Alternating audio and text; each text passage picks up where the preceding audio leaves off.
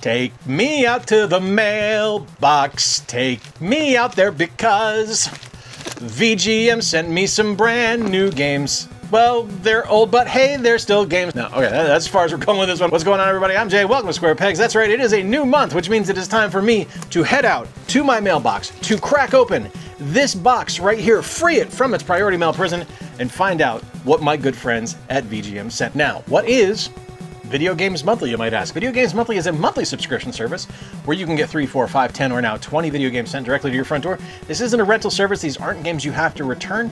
These are games that you get to keep. They send it to you, you keep the games. It's like their slogan. It's an awesome service. It is a local Michigan company, which I really enjoy supporting. I'm a Michigan boy, so I like being able to support local companies, despite the fact that I am decked out in Mariners colors right now. It is a great company. Joe and the gang over there are awesome, and it's cool because you get to curate your list. You make a list of the games you have. They will not send you duplicates. You get a new box every month. They charge you. You get your stuff. That's how it works. It's a great service. Now, I say they don't send you duplicates. Sometimes it does happen. They are a human-run service. This is not an AI. I mean, God forbid if Joe was actually something created by AI, we would be in trouble.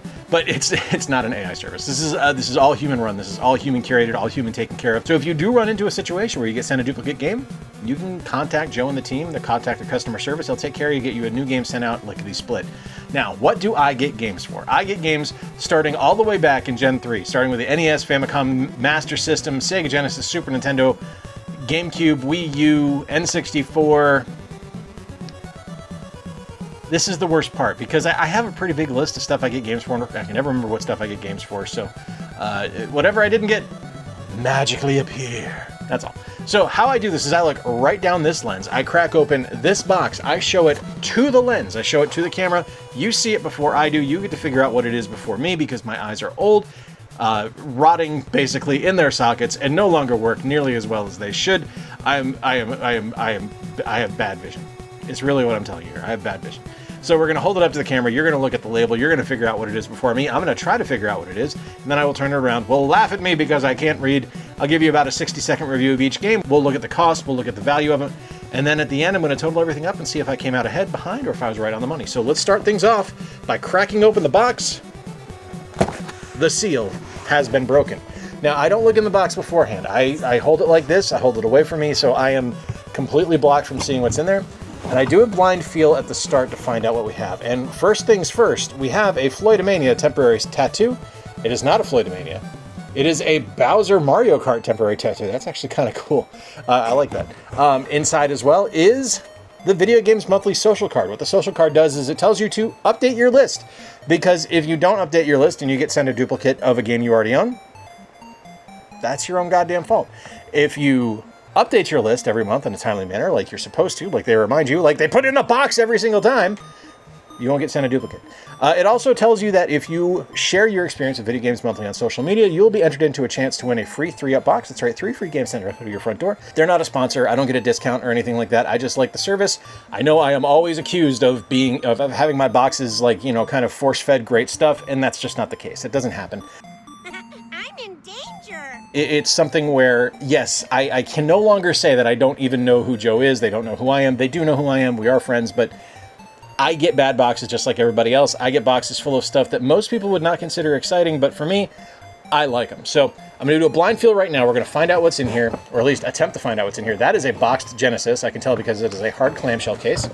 That makes me excited. We have an NES. We have another NES. We have, a Game Gear. There's one I forgot. And Super Nintendo? Okay. I think we're going to do the boxed Genesis last because that's just cool.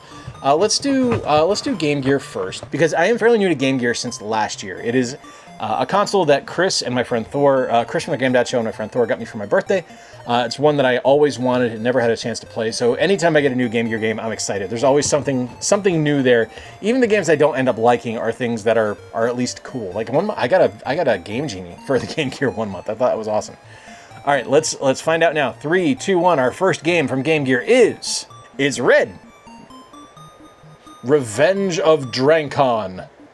I haven't the foggiest idea what this game is. Let's take a look now at the Revenge of Drancon.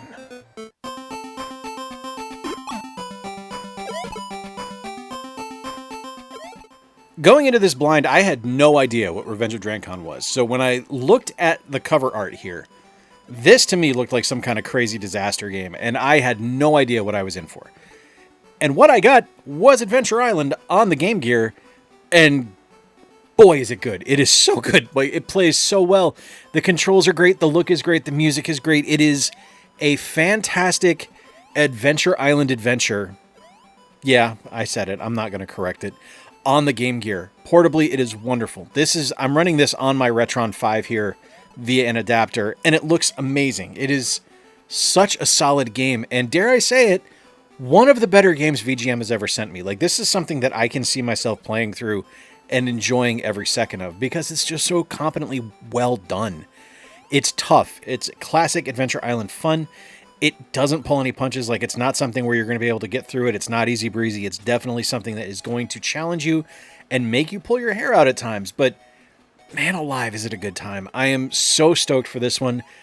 Really terrible decision on the cover art, but boy, the game is good. Very, very excited to have this.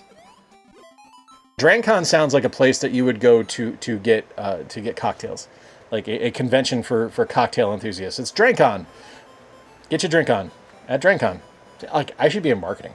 All right, next game. I should not be in marketing. All right, next game, we're going to do the Super Nintendo one, because why not?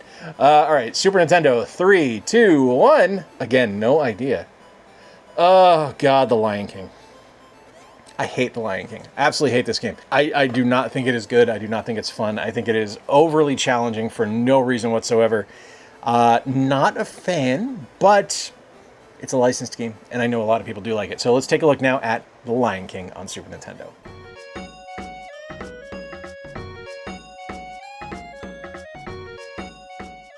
I don't know if you were able to pick it up from the intro here when I unboxed the game, but not exactly the biggest fan of The Lion King on the 16-bit consoles, so yeah, not super thrilled about this one. And I would like to say I was actually able to beat the first level and not have to try it over and over and over and over again. So maybe at 46 years old, I'm finally showing some improvement here.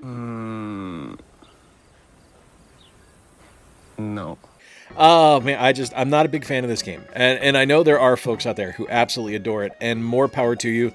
I am always astonished when I can see people playing through this game effortlessly, and I'm just like, how the hell are you doing this? What black magic wizardry have you cast upon thyself to bring these skills forth to make you be able to control Simba? Because boy howdy, this game is tough. The locomotions on it are difficult. It feels like a Euro game. Like, this feels like something that would have been at home on like the ZX Spectrum or something like that, just because it's so pretty to look at and it runs beautifully, but God, is it hard to control. And it's just that takes all the fun I have out of the equation for it. I do like getting stuff for the Super Nintendo. It doesn't happen very often for me with Video Games Monthly. I'm typically NES, Genesis. Those are the main ones I get games for, so getting something for the SNES is nice. Will I hang on to it? Absolutely not. Seriously, screw the wildebeest level. I cannot stand it. It's just a game that's never clicked for me. I know a lot of people like it, but for me, it's not an enjoyable one. First NES game now. 3, 2, 1. Tennis. All right, 5-screw tennis. It's a 5-screw variant, so this is a very, very early release. Let's take a look now at Tennis on the NES.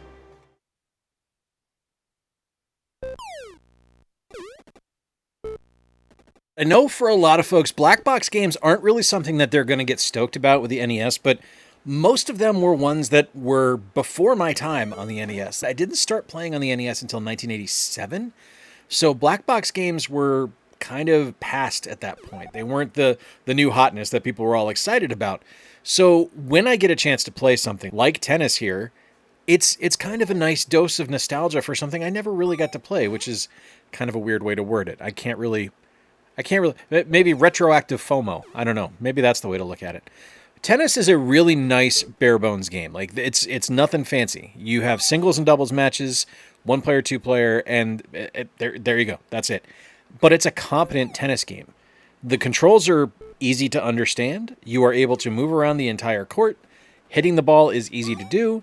And yeah, there's a little bit of like English you can put on the ball, like based on what direction you're moving or what direction you're pressing on the D-pad when you hit the ball, and the ball will go in that direction. It's, like I said, it's no frills, it's bare bones, but I'll be damned if it isn't fun. There was a lot of those black box games like this, like tennis, like slalom, that to me, looking at them today, they're nothing games. There's nothing to them, but they're fun to play, and that's pretty awesome.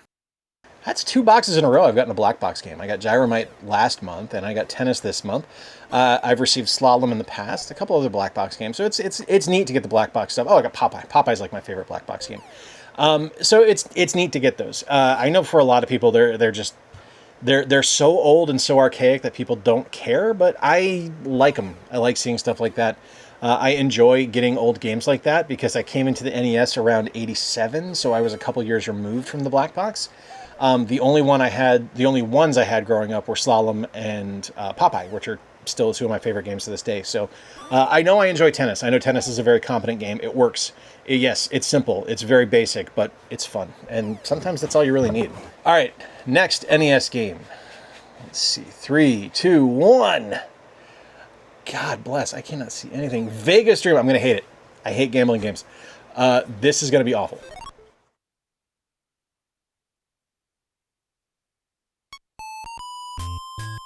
Okay, I want to try to be positive about this one because the last game on this list is not gonna be nice.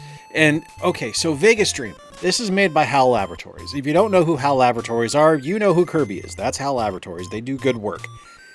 And I really don't like gambling or casino-based video games. I just don't have fun with them. Gambling is not something I have any interest in, so playing a video game version of it, I don't care. Vegas Dream is actually well made. The games play well. You have blackjack, roulette, slot machines, and Keno, which I think is just kind of high-stakes bingo that's played in like all the bars here in Michigan. I don't know anything about it. And it runs fine. I don't know that it's something that I will ever put into my NES and play again, but it runs fine. I like that they were a little bit clever with it, where they put a little bit of like very light role-playing elements into it. So like there's a scene that I ran into after I stopped recording where I was told by like the pit boss that we're sorry that we spilled your drink on you. Here's $500 to make up for it, which I was like, okay, that's at least creative. It's not great, but it is the best gambling video game I've played, if that makes any sense. Not my thing, but I at least appreciate the effort. Vegas Dream from HAL Laboratories, I don't care. Kirby himself could be giving me this game, and I wouldn't give a crap. I don't like casino games. The only casino game I've ever liked was Poker Night at the Inventory on Steam, and I only liked that because it was ridiculous and silly. I do not care for them. I will never, ever play this game again. I can tell you that right now without hesitation. It might be the best poker casino game ever, and I won't play it again. It's just not my thing. All right, final game now. Here for the Sega Genesis, complete in box possibly. Probably not complete in box, just in a case. Let's find out now. 3, 2, 1. God, I can't. Crystal Ponytail. What the shit is Crystal Ponytail? Oh man, remember at the start where I said I don't get great boxes? Not complete in box, but here is Crystal's Ponytail, the Sega Club hit, complete in, well, not complete in box, in its clamshell. All right, let's look now at Crystal's Ponytail.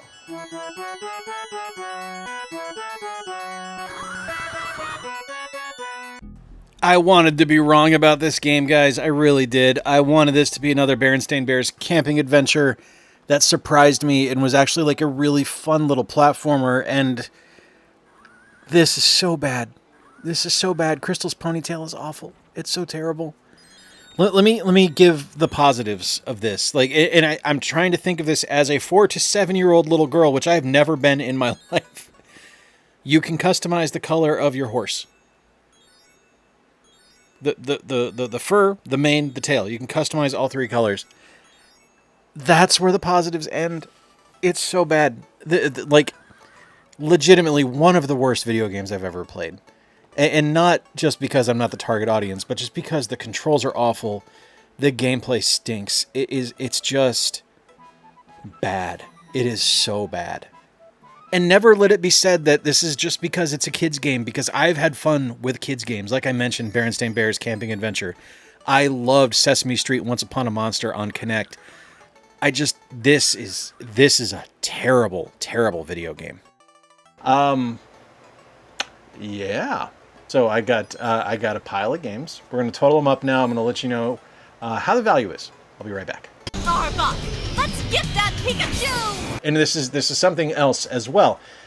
My critique of any game I receive in the box has nothing to do with the service from VGM. The only thing I care about with VGM is if I get my money back.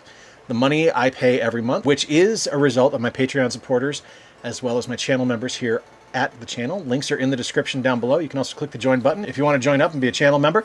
There is an exclusive Discord. Love to have you over there. But it is something where I look to get my money back. And this month, I made my money back.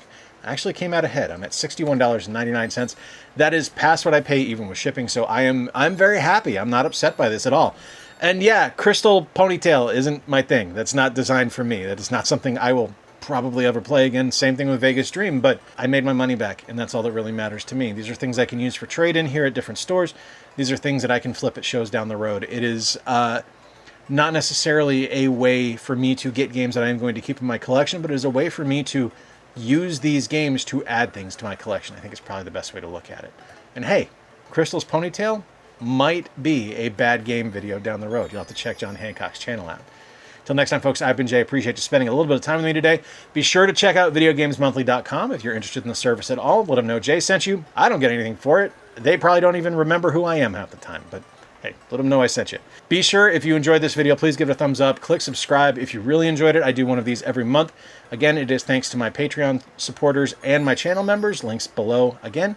Until next time, folks, remember to play more games, stay square, take care. I'll talk to you soon.